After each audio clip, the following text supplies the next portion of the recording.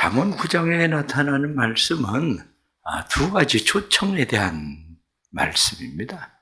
하나는 지혜의 초청, 하나는 어리석음의 초청. 그래서 지혜의 초청에 대해서는 이야기할 때 지혜가 집을 지었다. 그런데 7 기둥을 세운 그런 집을 지었다. 뿐만 아니라 짐승을 잡고 혼합한 포도주로 잔치를 준비하고 사람들을 초청해서 이리로 와라, 와서 먹고 마셔라, 와서 쉬어라, 와서 즐겨라. 그리고 초청을 한다는 거죠. 그런데 또 어리석은 여자도 또 초청을 한다는 겁니다. 어리석은 자는 와라, 이리로 와서 여기서 즐겨라. 그런데 그 어리석은 여인의 초청은 이야기하기를 몰래 먹는 떡이 맛있다. 이렇게 이야기하면서 여기 와서 먹고 마시고 즐겨라. 도둑질한 물이 달다. 이렇게 이야기를 한다는 거죠. 사람들마다 이 초청, 두 가지 초청 가운데 어떤 초청을 응하는지 거기에 대해서는 오늘 성경은 무엇라고 말씀합니까? 성경은 6절 말씀 보면 어리석음을 버리고 생명을 얻으라. 이렇게 이야기하는 거죠. 어리석음을 버리고 생명을 얻으라.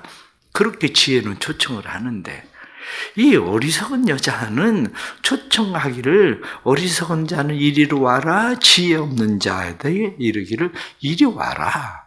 이렇게 이야기한다는 거예요. 그 사람도 결국 그 초청에 응하게 되는 거죠. 중요한 것은 우리는 어리석은 자죠. 지혜 없는 자죠. 우리는 거만한 자죠. 그런데 내가 어리석음, 거만함, 지혜 없음을 버리고 지혜의 초청에 응할 건지 아니면 내 어리석음, 거만함, 지혜 없음을 내가 그냥 고집하고 내가 가는 길을 갈 것인지 둘 중에 하나의 길에 우리는 서 있는 거죠.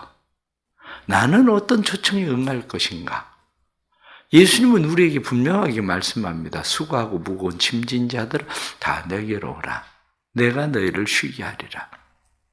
우리는 수고하고 무거운 짐을 왜 지고 있습니까? 어리석음이죠. 우리의 어리석음 때문에 수고하고 무거운 짐, 내가 지혜로 왔으면 벌써 벗어버렸겠죠. 어떤 방법으로든지 수고하고 무거운 짐을 가볍게 했겠죠.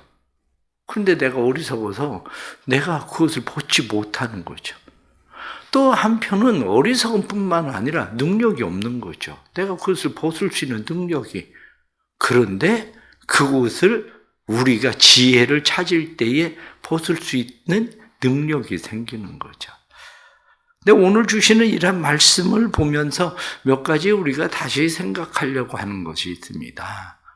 나는 어떤 초청에 응하고 있는가? 우리에겐 대단히 중요하죠.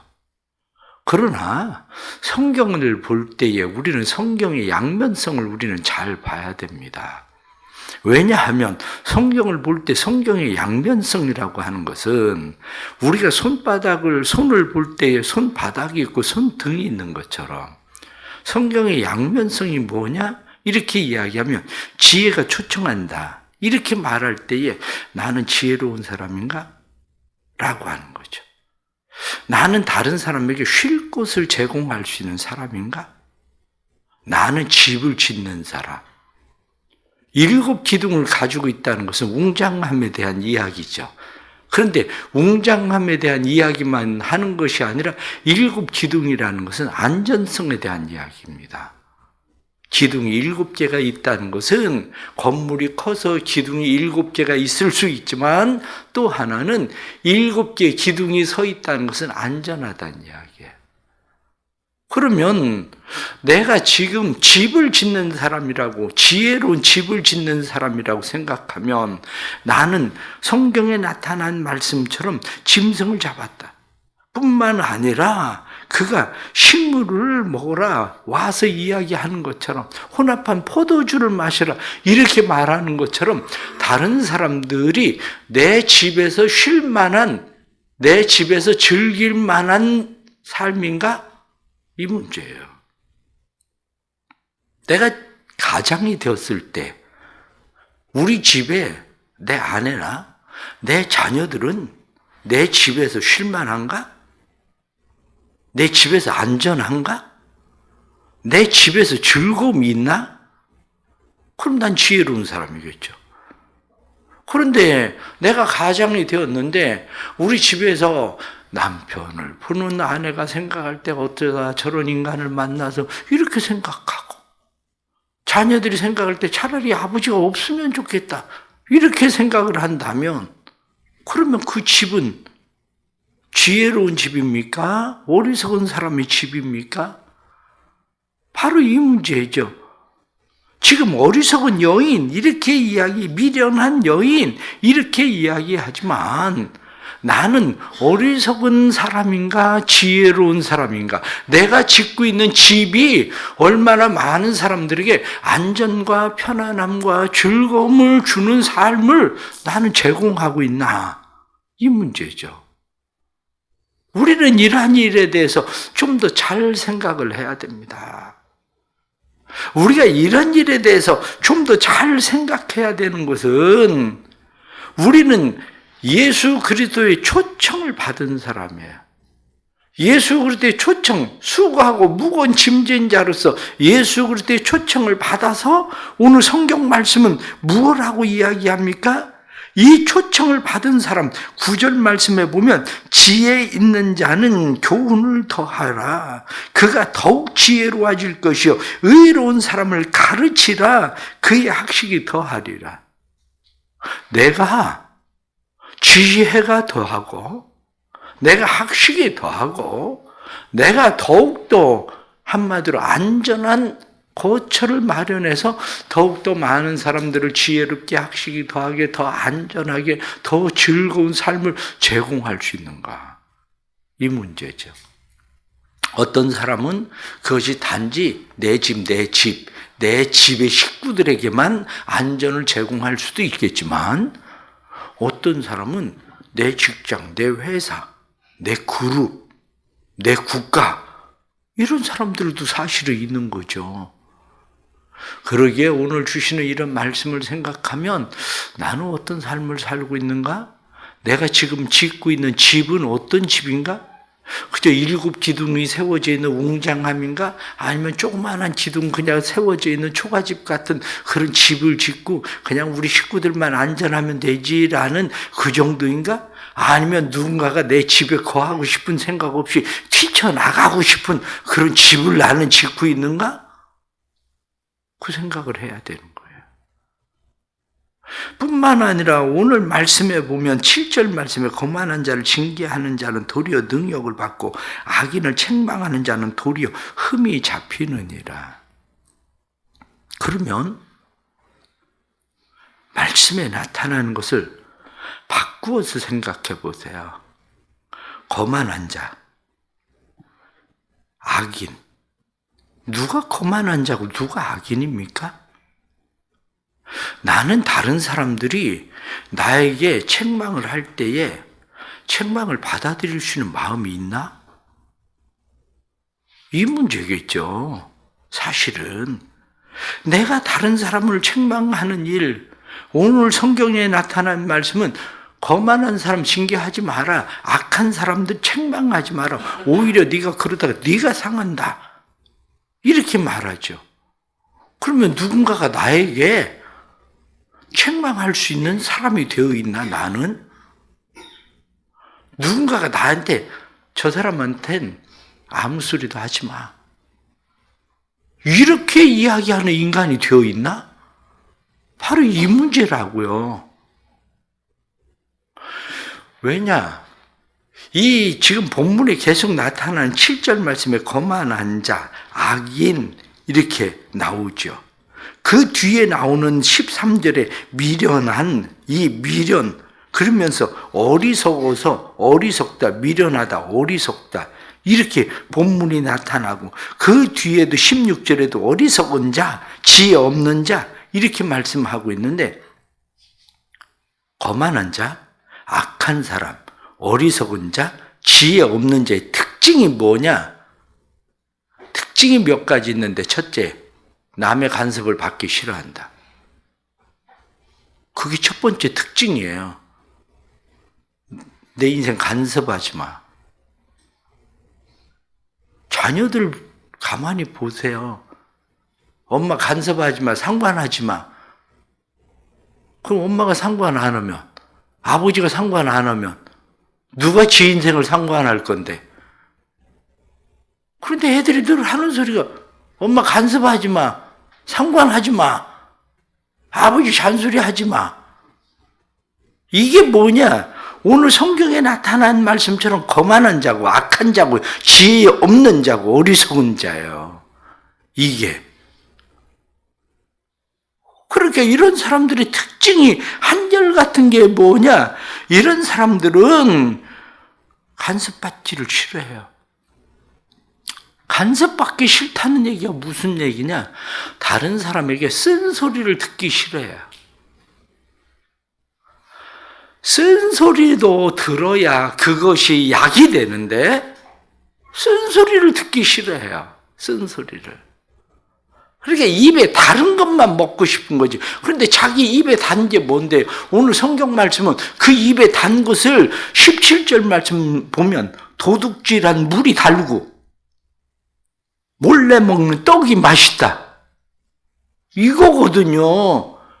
인생이 어리석은 자, 거만한 자, 교만한 자, 지혜 없는 사람은 오늘 본문에 나타난 말씀처럼 자기가 달게 여기는 것이 뭐냐? 도둑질하는 거.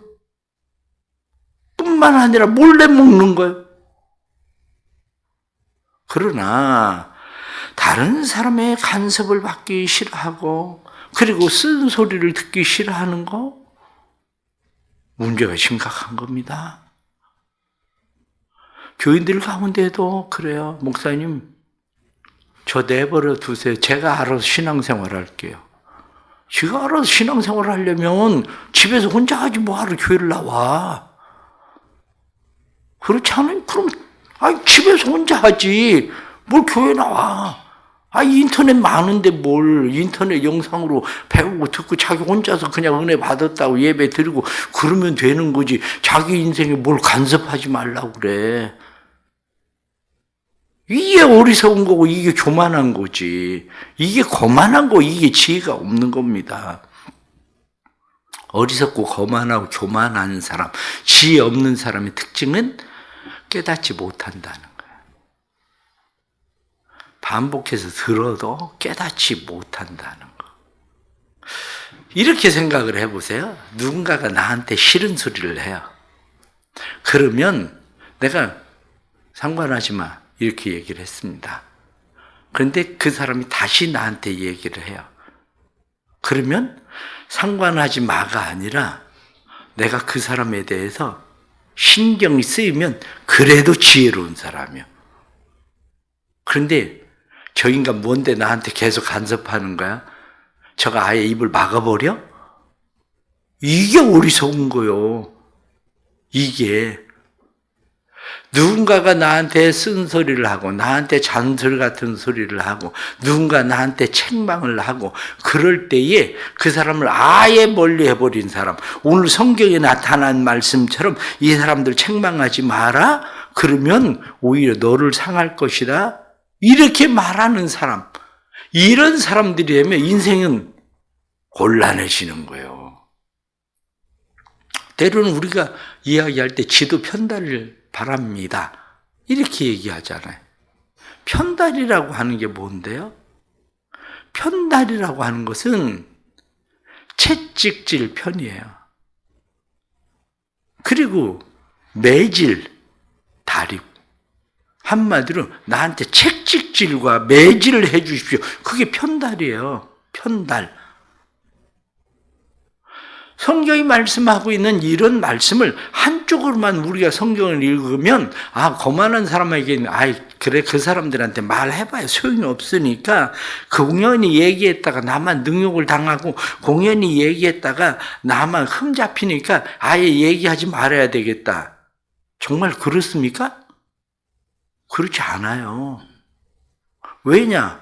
에스겔 성경 말씀을 보십시오. 에스겔 성경 말씀을 보면 에스겔서 2장에 나타난 말씀에 네가 가서 말해라. 내가 진리의 원공기 가운데 너를 보내는 거다. 네가 오히려 상하게 될 거다. 네가 말해도 듣지도 않을 거다. 그러나 듣든지 아니 듣든지 가서 얘기해라. 왜? 얘기 안 하면 내가 너한테서 그 핏값을 찾을 거다. 그러니까 말해라. 자녀들은 어떻습니까? 자녀들은 얘기하지 마라. 잔소리하지 마라. 그만 얘기해라. 이렇게 얘기해. 그래 네 인생 네가 알아서 해라. 부모가 내버려 둡니까? 그렇지 않아요. 어리석은 자의 본능은 얘기하지 말라는 거예요. 잔소리하지 말라는 거예요. 그런데 부모의 본능은 뭡니까? 부모의 본능은 그래도 얘기하는 거예요. 왜? 이게 부모의 본능이거든. 그게 사랑이거든. 자기 본능대로 하는 거지. 다시 말하면 우리 그리스도인들이 진정한 사랑을 가지고 있을 때에 사랑의 본능은 뭡니까? 내가 누구에게 전도를 한다고 복음을 전한다고 얘기할 때 그 사람이 나를 미워하고 그런다고 그래서 한두 번 얘기했더니 저 사람하고 아예 이제 친구 끊어지게 생겼네. 그래서 얘기 안 해보세요. 그럼 그 사람은 어떻게 구원받습니까? 내가 계속 얘기하면 이 사람이 신경이 쓰이고 그 말이 마음 가운데 남아있는 지혜로운 사람은 점점 그 이야기를 듣고 돌이킬 거 아니에요. 그러니까 내 생각이 중요한 게 아니에요. 성경이 단편적으로 딱 이렇게 이야기한다고 해서 성경에 나타난 말씀대로 그냥 그래 잠언에 얘기하지 말라고 그러니까 그래 나 얘기하지 않는 거야. 그럼 에스겔서를 읽으면 어떻게 할 건데요? 우리가 6.25 때를 생각을 해보십시오. 6.25 때에 손양은 목사님이나 문준경 전도사나 이런 사람들은 다 순교했어요. 그 사람들은 왜 안 도망가나? 사람들이 이야기할 때 소나기 올 때는 소나기를 피하는 거야. 그것만 지혜는 아닙니다. 소나기가 와도 가야 될 길을 계속 가야 되는 사람도 있는 거예요. 소나기가 올 때에 다 피하는 것만이 지혜로운 건 아닙니다. 순교한 사람도 지혜로운 사람이고 피난한 사람도 지혜로운 사람이고 목회자가 다 순교한 건 아니잖아요. 그렇다고 해서 피난한 목회자가 저 어리석게 저렇게 가서 왜 도로 거기 교회 남아있다가 죽음을 당하는가 그렇게 얘기할 것도 없는 거고 내가 순교했다고 해서 피난한 사람들에게 저 사람 왜 저렇게 피난하나 그렇게 얘기할 것도 아닙니다. 그게 아니라 중요한 것은 하나님이 내게 원하시는 것이 뭐냐 이 문제겠죠. 그러니까 오늘 성경 본문에 나타나는 이런 말씀을 들으면서 우리가 생각할 때 성경의 양면성을 제가 맨 처음에 말씀을 드린 것처럼 지혜에 대한 초청에 내가 응할 것인가 응하지 않을 건가 그것만이 아니라 나는 지혜로운 자가 돼서 다른 사람을 초청할 수 있는 사람인가 아닌가에 대해서 생각하고 뿐만 아니라 나는 다른 사람의 책망을 받아들일 수 있는 사람인가 받아들일 줄 모르는 사람인가 그것만 생각하는 것이 아니라 내가 그럼에도 불구하고 그 사람을 계속 책망하고 그 사람에게 가르치고 말할 것인지 말하지 않을 것인지 이것도 결국 우리는 하나님의 마음을 따라야 되는 거지. 그게 내가 무엇을 결정하려고 하는 것이 아니라 하나님께서 내게 주시는 마음이 무엇인가 그게 중요한 거겠죠. 그렇습니다. 살아가면서 어리석은 사람들을 보십시오. 오늘 성경에 나타난 말씀은 11절 말씀에 그렇게 되어 있습니다. 나 지혜로 말미암아 내 날이 많아질 것이요 내 생명의 해가 더하리라. 내가 만일 지혜로우면 그 지혜가 내게 유익할 것이나 내가 만일 거만하면 너 홀로 당하리라. 네가 지혜로우냐? 네가 거만하냐? 네가 당하는 일이야? 뒤에 나타난 18절 말씀 보면 오직 그 어리석은 자는 죽은 자들이 거기 있는 것과 그의 객들이 스울 깊은 곳에 있는 것을 알지 못하느니라. 무슨 이야기입니까? 어렸을 때 이 설교 준비를 하면서 어렸을 때 생각이 나더라고요. 어렸을 때 아이들이 땅에서 이렇게 막 그림을 그리고 막 땅에 뭘 하잖아요. 아니면 막 돌 갖다 뭐 쌓고, 아니면 모래 갖다가 흙 갖다가 성을 쌓고, 학교 운동장에서. 그런데 이상한 애들이 있었고, 운동장이 그 넓은데, 자기도 조그맣게 그리든지, 크게 그리든지, 아니면 자기도 돌멩이 주워다가 조그맣게 쌓든지, 흙을 가져다가 뭘 쌓든지, 그러면 되지. 왜 와서 꼭 남의 걸 부셔? 남 열심히 그려놓으면 왜 와서 막 다 그 발로 지워놓고 난리야? 참, 난 그때 어렸을 땐, 제 심술부 때 그렇게 생각을 했는데, 이게 어른이 돼서도 똑같은 짓을 하는 사람들이 여전히 어리석고 거만하고 교만하고 한마디로 지혜 없는 사람들이 많아. 지금 세상에도 그렇게 깽판 놓고 사는 사람들이 얼마나 많은데, 어릴 때만이 아니더라고. 그게 가만히 생각을 해보니까, 이게 미련한 사람은, 거만한 사람은 결국에는 너 홀로 당하리라. 그렇게 말한 것처럼 지 인생, 지가 당하는 삶을 사는 거구나. 오늘 성경 본문에 나타난 말씀처럼 그것이 소울의 깊은 곳에 빠지는 일인데 그것을 깨닫지 못하는 사람들이구나. 그런 거예요.